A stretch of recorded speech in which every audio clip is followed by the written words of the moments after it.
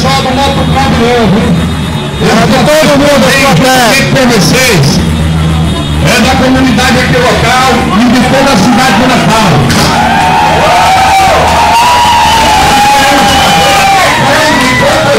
Nós vamos ter que perder para que algum administrador incompetente tenha a oportunidade de resolver os problemas que a cidade da gente tem. Gostaria de convidar o pessoal do Motoclube, os motociclistas aí, quem quiser vir a palavra está à disposição.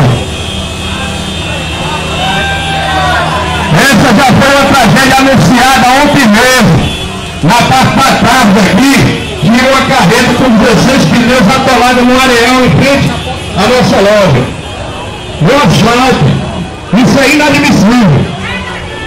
O que está faltando é que a gente tenha consciência que nós estamos tendo aqui, se concentre e fale mais alto.